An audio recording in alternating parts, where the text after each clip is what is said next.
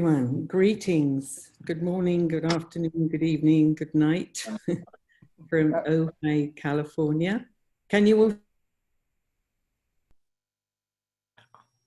hear me? You can. Okay. So I am speaking from this peaceful little valley in California. I've been working in my office here over the last week, pulling up beautiful images of medieval Islamic geometry, and acutely aware that in the streets, in the cities around the nation and the world, there is righteous and justifiable outrage. So I hope to make some kind of connections here, join the dots or draw a line between the points is a more appropriate analogy. Very grateful to have this opportunity to talk in this series in memory of two of our honorary fellows. I did not know Michel Chodkiewicz other than through his extraordinary works, but knew Keith Critchlow well from the first week of architecture school. Very fortunate to have been taught by him for 2 years and worked with him on projects at Chartres and at the Alhambra. And like so many people, was very inspired by him. He was a most generous teacher. And as some others connected with the Ibn Arabi Society, my studies with him and with geometry coincided with studies of Ibn Arabi and continued through the years to intertwine with each other and influence each other. So this talk will be a kind of a mashup of give an idea of how Keith taught geometry, where it came from, what Ibn Arabi has to say about it, and then some view of the Islamic geometry at the time of Ibn Arabi that Keith loved so much and knew so well. So I will now try and share my screen. I hope this works.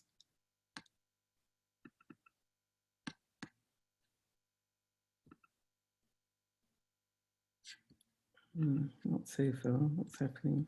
Oh, here we go.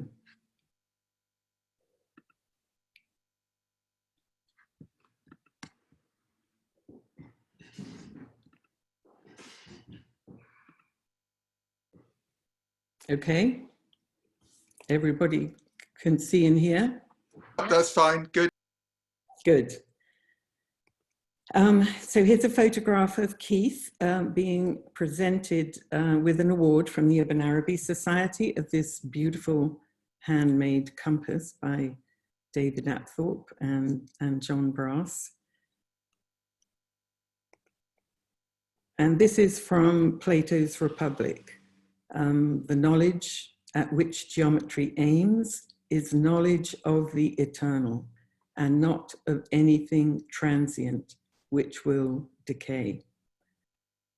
Keith's original studies of geometry came through Plato, and he constantly went back to this point, to the point of the eternal.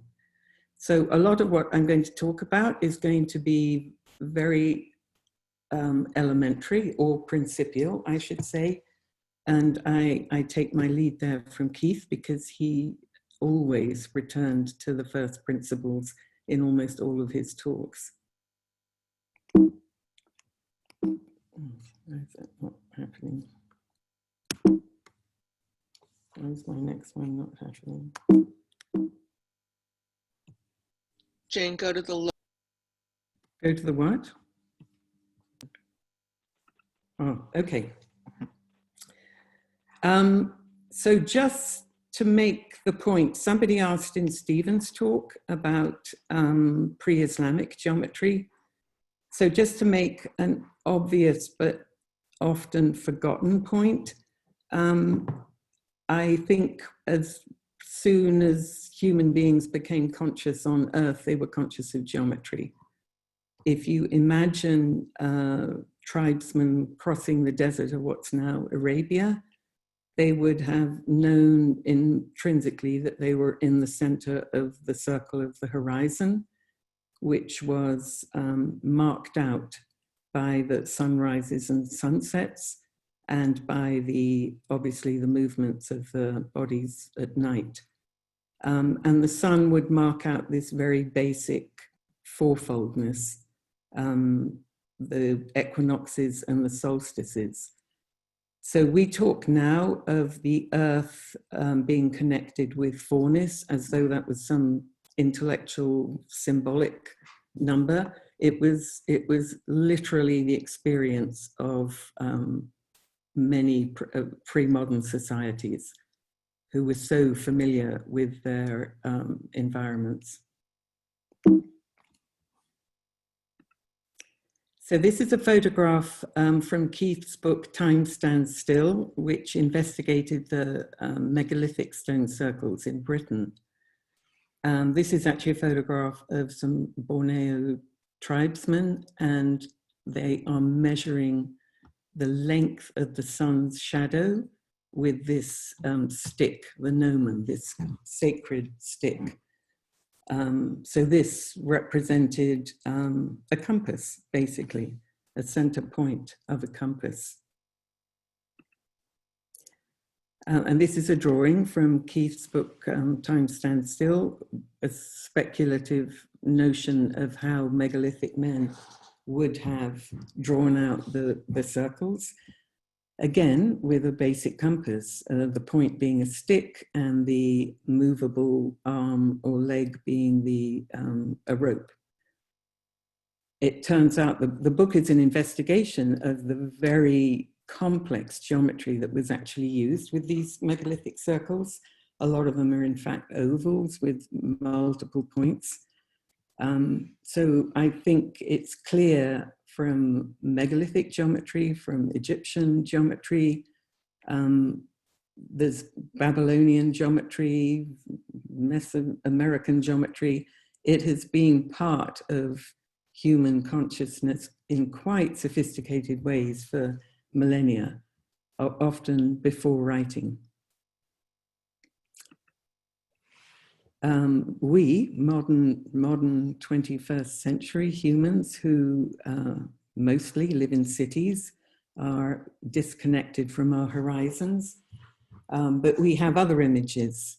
We are told about the Big Bang, this point out of which came time and space. That on the macrocosmic level. And then on the microscopic level, the human egg, this cell in the human body, this point out of which our bodies, our materia emerged. Divided into two, then into four, and then into these polyhedral shapes. And eventually forming this intricate geometry of the double helix of the DNA, which is builds up our uniqueness. So geometry is absolutely intrinsic in our world and absolutely intrinsic to ourselves. So, to get to the point, Ibn Arabi says very simply, we've been given the point because it's the origin of the existence of the circumference of the circle. The point is being, al-haq, the space outside the circumference is non-being, and that which is in between is the possible. The world in its entirety is circular in form, within which are then differentiated the forms of all figures, such as the quadrature, triplicity, hexad, and so on indefinitely. So within this vast circle of manifestation are all the multiplicity of manifestations, each with their own point. So just to say again, Stephen mentioned this in his talk, the compass has two legs. One leg is the fixed point, which Stephen associated with the Aleph, the point from which manifestation emerges. The movable point, the lead, the pencil, is the one that forms all the multiplicity of shapes. But the actual motivation of all of this is coming from a point where these two legs meet, which is outside the plane of reference. It's in a different orbit altogether, not of this world, not of this plane. So here are multiple points creating multiple arcs, multiple circles within the vast circle of existence. So as a geometer, and Keith was a geometer. Geometry for him was an art and a science and a practice and a contemplation. One of the first things a geometer would do was make their circle and then make the second circle, the image of the first circle, by placing the point of the center on the circumference of the first circle. And the shape created by the intersection of these two circles is called in Christianity the vesica piscis. It's a very important shape. It's associated with Christ because it is the intersection point of the divine world and the human world. I've been asking for some time what this shape, what word there is in Arabic that describes this shape. And recently I spoke to Sama Akash, who will be talking in a few weeks' time in this Zoom series, and whose book, Cosmology and Architecture in Pre-Modern Islam, is an amazing resource on this subject. He has said he's not found a term for this in Arabic, Persian, or Turkish. If anybody knows of one, I'd love to hear about it. But whether there is a term or not, it's a very important shape in geometry, and I believe illustrates something that Ibn Arabi says about this. Now, how do I get some of these people out of here? Hang on a second. Oh, there we go. Talking about the Christ-like figure, or the perfect human, who is the representative between the divine and the human worlds. This person alone possesses two perfect relationships. By one, they enter into the divine presence, and by the other, they enter into the cosmic presence. Thus they are, as it were, a mediator between the world and the real, bringing together the created and the creator. They are the dividing line between the divine and cosmic presences, as the dividing line between the shadow and the sunlight. This is their reality. They have the perfection of both eternity and newness. And then this shape, which obviously illustrates the first threeness, the first circle, the second circle, and the intersection, is also the perfect proportion of two equilateral triangles.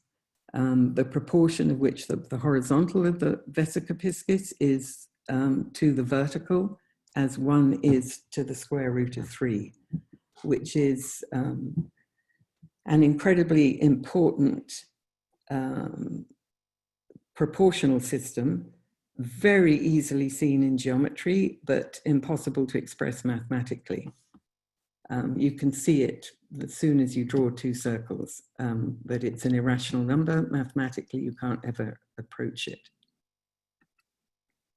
And then you also get the first fourness by the vertical and the horizontal and the square that appears in the circle between the two. I really apologize for the scruffiness of this geometry. It is no fault of Keith's that I've done such a poor job here. I did it very quickly and then blew it up. But you'll excuse me, it shows the point anyway. And here is Ibn Arabi's drawing that Stephen showed also.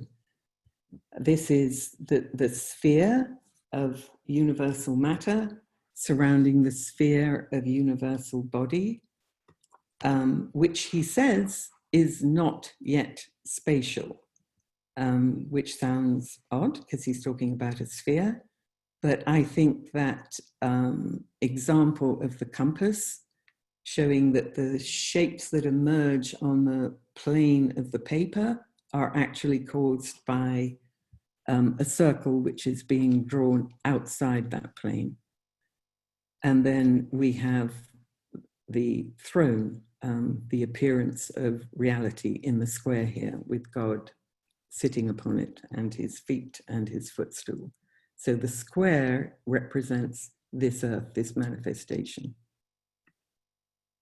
And this is another drawing that Stephen showed from Ibn Arabi with the emerging of these realms of being from the divine presence through the four principal names of life and knowledge and will and power, and on out to the elements of this world: fire, earth, water, air. So these are from Keith's book, Order in Space, which was an absolute Bible for architects and artists and geometers and philosophers. You know, a wonderful explanation of 2- and 3-dimensional geometry and the philosophy behind it.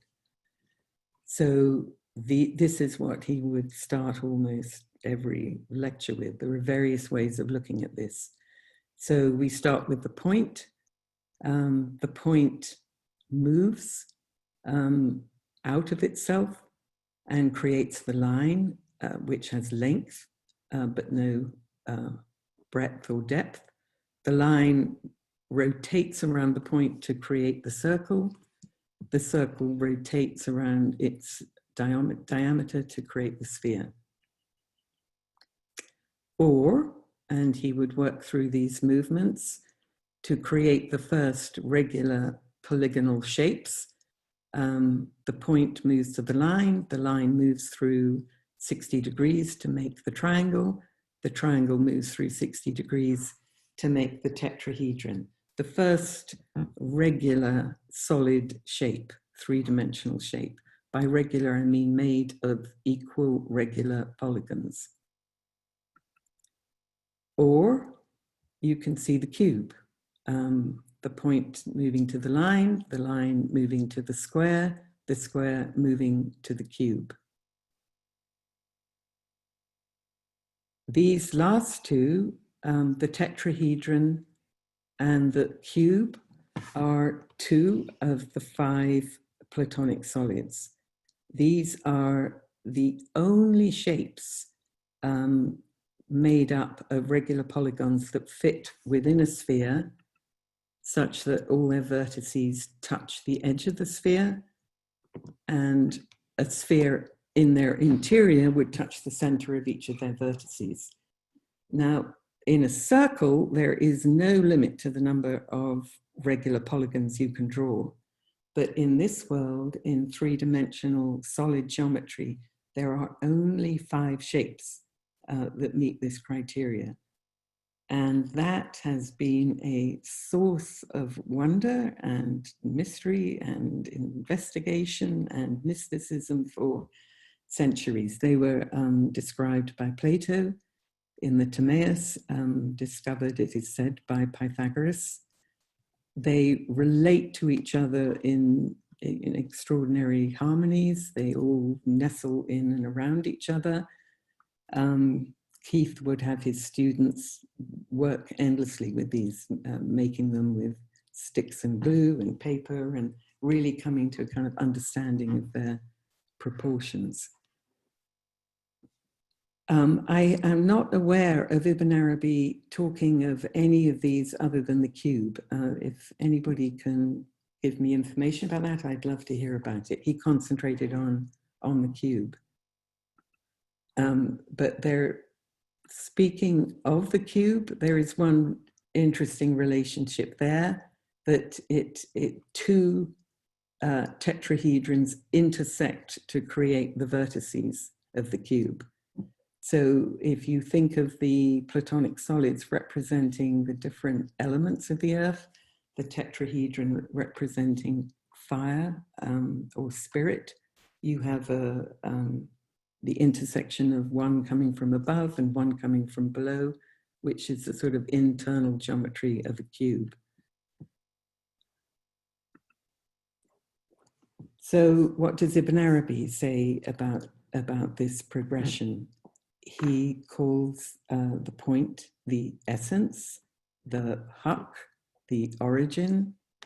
He calls the line, which has length but no breadth or depth, the angelic presence, because he says the reality of the angel does not accept deviation.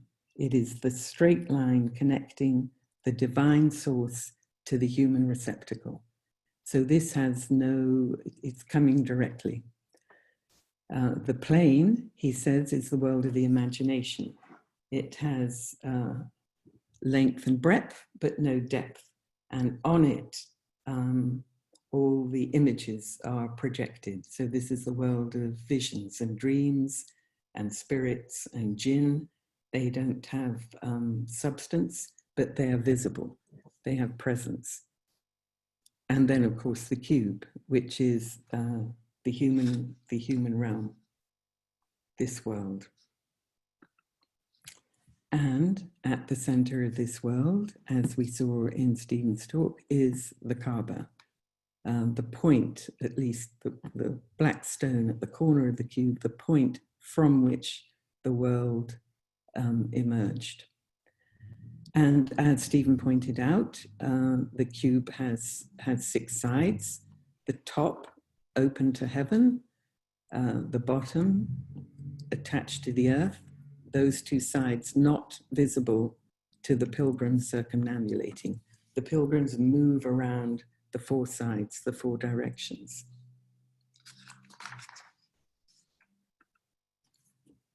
And then he talks about the human body.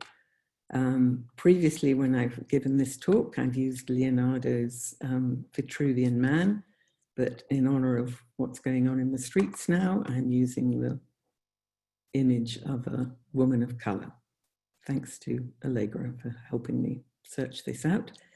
So he talks about the human having this cosmic body of 3 dimensions, exactly in the way he talked about the cube emerging from the plane and the line and the point.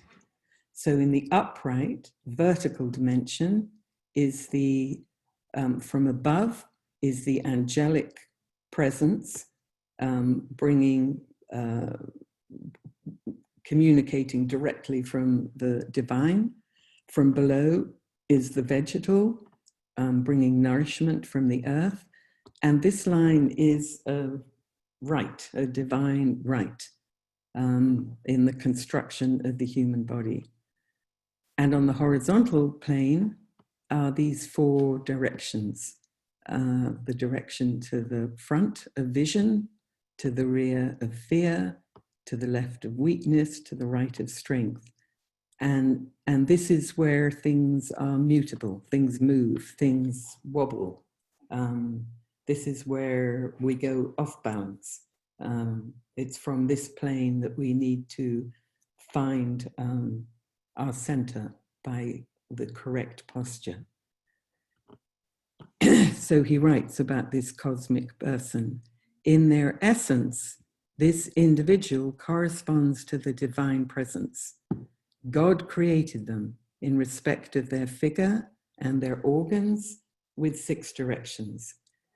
These were made manifest through them because they are to the world as the point is to the circumference. So again, coming back to this original point of our own existence and our own essence.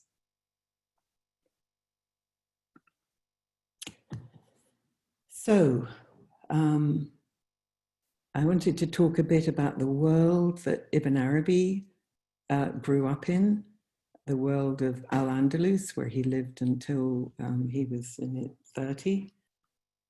This time and place of extraordinary knowledge and learning, particularly in Cordoba. This is the great mosque at Cordoba.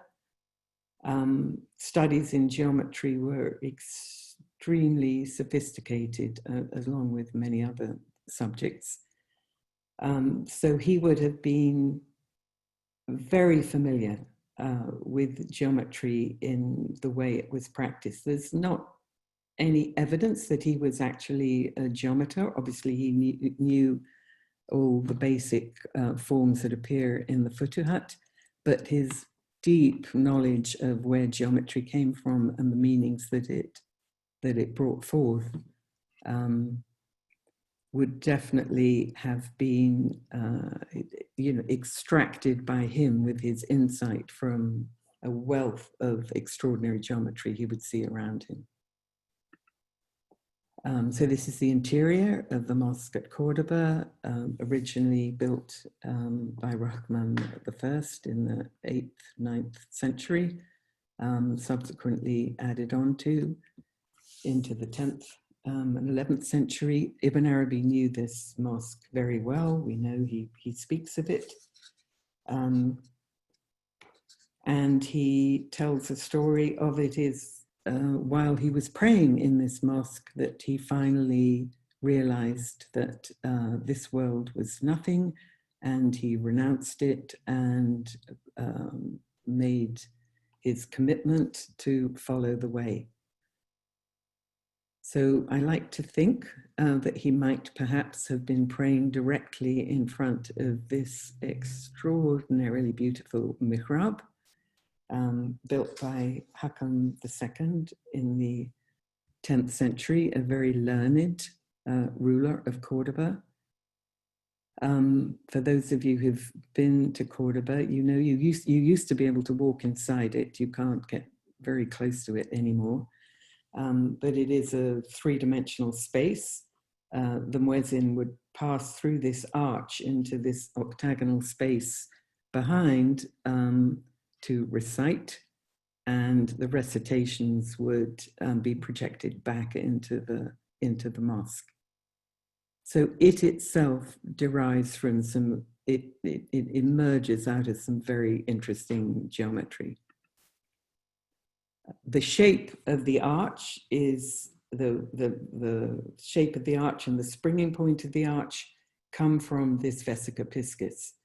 So this representative of the word of God, the muezzin, is walking through this space, this interconnection of the divine and human worlds.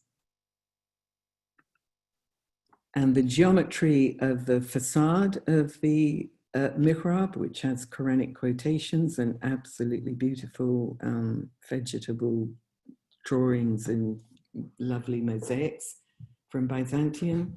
The proportions are made of root 2 and root 3 geometry, the geometry of the circle and the square, or heaven and earth. And there are 3 circles visible and implied in this arch. There's obviously the circle that you see of the arch itself, the blue circle here. There is the red circle of the exterior of these beautiful floral panels. And then there is the implied circle of these floral panels if you project their lines down to a center, which is exactly halfway between the top of the arch and the floor. So and these circles all relate to each other geometrically.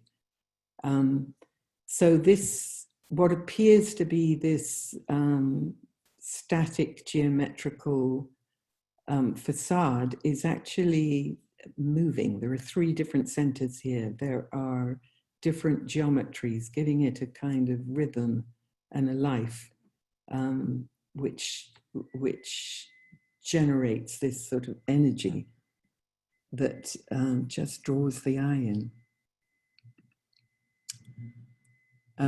Inside the mihrab, this is the ceiling, this lovely shell, which helped to project the voice of the muezzin. It is yet again 19 segments. The number 19 appears many times in the mosque at Cordoba, subject of another talk altogether. And again, the voice, the origin of the voice is coming from this point at the origin of the shell.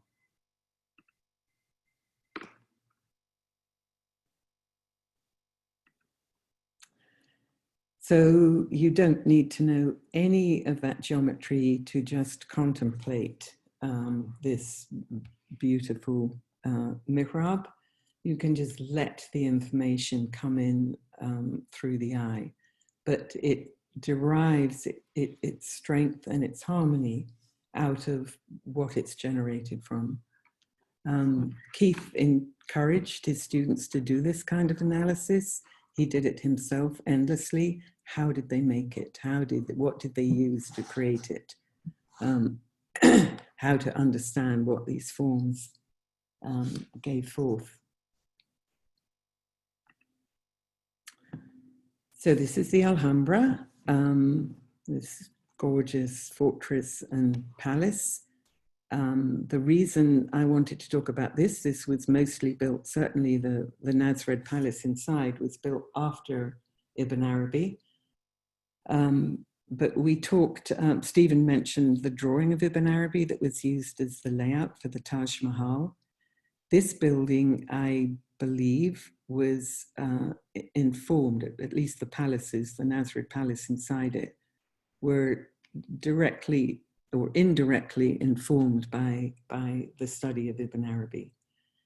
The two principal viziers who were responsible for laying out the Nasrid Palace, Ibn al-Khatib and Ibn Zamrak, the viziers of Muhammad V and Yusuf I, were themselves students of the North African Sufi Ibn Marzouk, who himself was well known to be a student of Ibn Arabi. So I believe the understanding of the kind of insight that Ibn Arabi brought to geometry, the understanding of how forms of this world come about principially, found its way directly into the construction of the Alhambra. Those of you who know it is not, this palace is not laid out in a kind of formal progression of symmetrical rooms. You weave in and out of these gorgeous courtyards. Each one just a perfectly proportioned, harmonious shape, most often with a fountain in its midst. And the source of the fountain is also the point at the center of the geometry that lays it out. So the point that gives life is indicated through this water. This is the lovely Court of the Myrtles, the central courtyard where the public came. This has two fountains, one at each end with these sources, these glorious reflections everywhere. People have said the Alhambra is constructed of light and water. And here's the glorious Court of the Lions.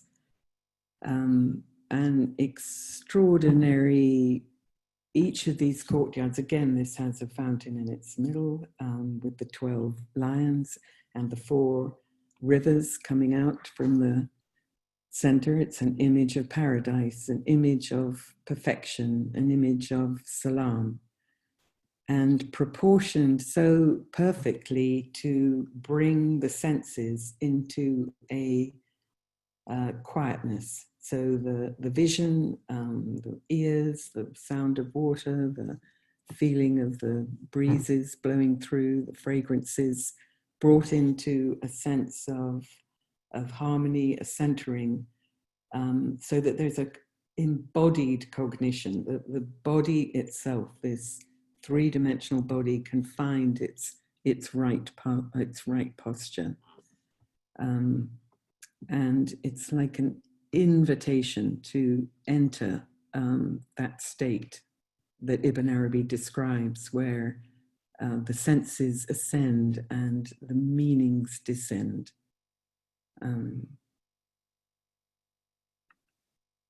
Here's one of those pavilions. There's geometry everywhere, geometry in the plaster, very delicate, not very light. And here's some analysis of some of the geometry of that pavilion. Again, Route 2 and Route 3 proportional systems. This is a sketch that fell out of one of my books this week. This is one of Keith's rough sketches of the geometry of the layout. As you can see, hexagonal Route 3 geometry of the layout of the courtyard and the pavilions. This is not my photograph, but I love this photograph of the Alhambra in the rain. It reminds me of Bilqis meeting Solomon, the glass pavement. And then this wonderful three-dimensional geometry of the muqarnas, this incredibly complex geometrical forms that hook together to create these domes of light, with these windows around the edge, just reflecting the light down.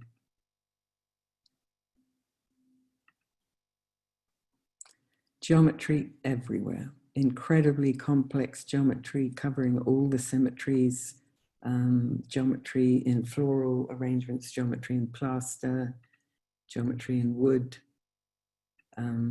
geometry in tile work.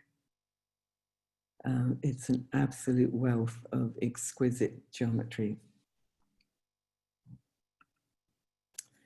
So just to drill down for a moment on a small section of just one panel amongst the hundreds in the Alhambra, and to look at what we see here.